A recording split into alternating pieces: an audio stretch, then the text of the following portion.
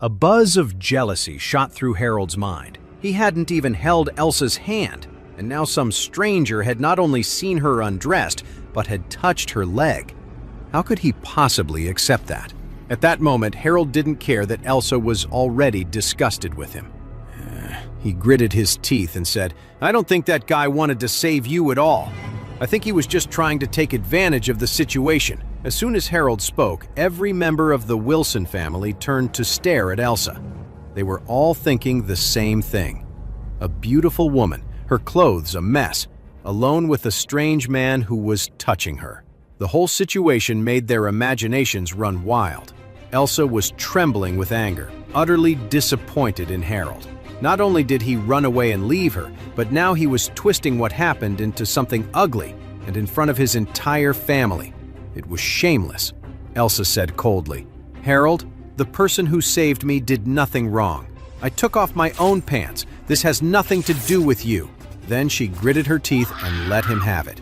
"This is all your fault, Harold. Everything that happened tonight is because of you. When those guys came looking for a fight, you ran off and left me there all alone. I'm the one who got stabbed, and now you have the nerve to say things like this? Have you no shame?" Harold choked on his words, his face flushing red. He was speechless. Elsa didn't give him another glance. She walked right out of the hospital room, hailed a cab, and went back to her hotel. The Wilson family was stunned. No one had imagined that this was the real story. It turned out that Harold had started the trouble and then abandoned Elsa, which is how she ended up getting hurt. The second Elsa was gone, Mrs. Wilson slapped Harold hard across the face. As Harold reeled from the blow, Mrs. Wilson scolded him. "What have I always told you? I told you to treat Elsa well, and what do? You leave her to fend for herself. After acting like such a coward, how could you ever expect her to like you? This is all your fault." "Grandma, I was wrong," Harold mumbled, clutching his stinging cheek. The reality of the situation finally hit him, and he was filled with regret. Only then did he truly understand that he and Elsa would never be together. Meanwhile, Charlie returned home but didn't say a word to his wife about what had happened that night, and his wife Claire knew nothing about what had happened to Elsa. After all, Mrs. Wilson had always looked down on Claire's side of the family, so they weren't allowed to live in the Wilsons' villa. They were completely out of the loop. The next morning, as soon as Claire got up, she got a call from Mrs. Wilson. Mrs. Wilson told her, "Claire, I need you to go to the Bennett Materials Group today. You need to find a way to talk their boss into giving us $10 million worth of building materials on credit. We'll pay them back as soon as we get the money from the Grant Group." Claire quickly replied, "Grandma, the Bennett Materials Group is huge. They call all the shots and they never give credit." Mrs. Wilson said, "We don't have a choice." The Wilson family is having some serious cash flow problems right now. We can't afford to pay for the materials up front, and getting a loan is next to impossible. Our only option is to work something out with the Bennett Materials Group. Then Mrs. Wilson added, "Claire, the family is facing problems from every direction, and your cousin is no help at all. Right now, I'm counting on you. You have to figure out a way to have a good talk with Salas Bennett, the boss of the Bennett Materials Group. As long as he agrees, we have a chance."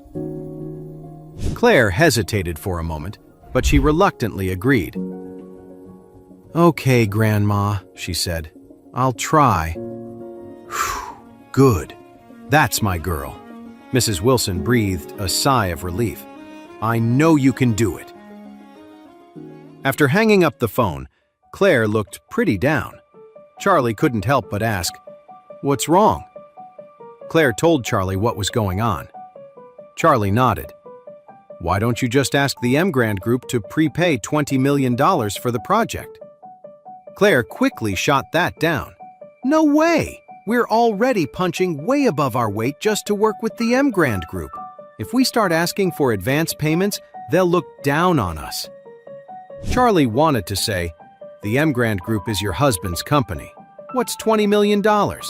Who would dare look down on you? But of course, Claire didn't know that. She said, "I'll just go talk to Mr. Bennett myself." Charlie offered, "Then I'll go with you." "That's not a good idea," Claire said. "It would look so unprofessional to bring my husband along to a business meeting." Then she added, "You should just stay home. If you get bored, you can go out. It's fine." Seeing how determined she was, Charlie didn't push it. He knew his wife was independent and liked to handle things herself. He figured he'd let her give it a shot. If it didn't work out, he could always step in and help from the sidelines.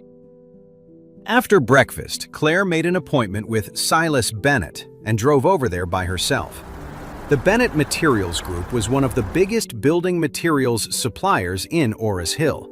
They specialized in T6 aluminum siding and were a key supplier for any major real estate project. Silas Bennett hadn't come from money, but he'd gotten lucky and married a woman from a powerful family. He used her family's connections and resources to build his business into what it was today. But Silas had a wife who kept him on a short leash. Even though she wasn't much to look at, he never dared to cheat on her. Because of that, Silas had a good reputation around town as a loyal husband who never forgot where he came from. The Bennett Materials Group was located on the outskirts of the city, with a massive factory that sat on thousands of acres of land. When Claire pulled up to the Bennett Materials Group, she headed for the office building. After parking her car, she saw Silas Bennett waiting for her in the lobby. It looked like he'd been there for a while. When he saw her coming, Silas immediately put on an enthusiastic smile.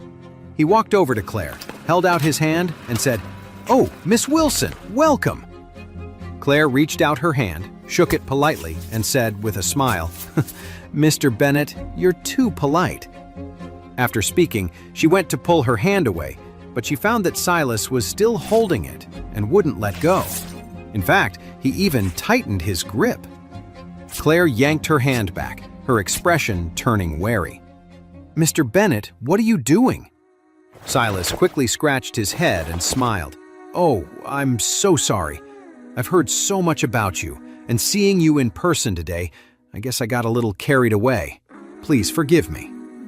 Seeing that he was being upfront and had apologized right away, Claire felt a little relieved. Just then, Silas made an inviting gesture and said with a smile, "Miss Wilson, please come to my office for a chat." Silas led Claire into his office.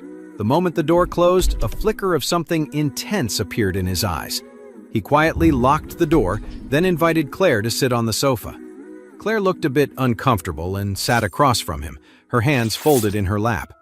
Silas smiled and asked, "So, Miss Wilson, what kind of partnership did you want to discuss with me today?" Claire looked a little embarrassed.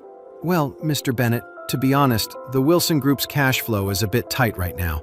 I was hoping to ask if we could get a batch of building materials on credit." "On credit?" Silas Bennett said, looking troubled. "Miss Wilson, you must know how we operate at the Bennett Materials Group. We never do credit. We don't send out materials until we've received payment." "I know," Claire said apologetically. "I really have no other choice." "But you can be sure that our partner on this is the Grand Group, the biggest company in Ores Hill. They will absolutely not default on the project. As soon as they pay us, we'll pay you for the materials immediately." Silas Bennett. "I hear you, Miss Wilson, but this isn't personal. Do you know why I have a strict no-credit policy?" Claire shook her head. "Why?" Silas said, "I used to be a lot more flexible. Customers wanted the goods first and to pay later. I agreed because I wanted to grow the business and build relationships. Every single one of them said the same thing. As soon as the client pays us, we'll pay you. But you know what happened? I'm out more than $300 million in unpaid bills, and they still haven't paid up." "That much?" Claire was stunned by the number. All the assets of the entire Wilson Group were just a little over $1 billion. It was shocking to think that Silas was owed more than $300 million for materials alone. Silas Bennett sighed. "There's nothing I can do.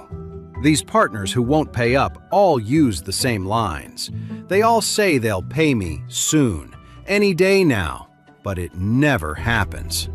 He shook his head and said with a sigh, "In the end, I had no choice. I had to stop all credit arrangements. You can have the materials, I've got plenty of them, but you have to pay first." Claire's expression fell.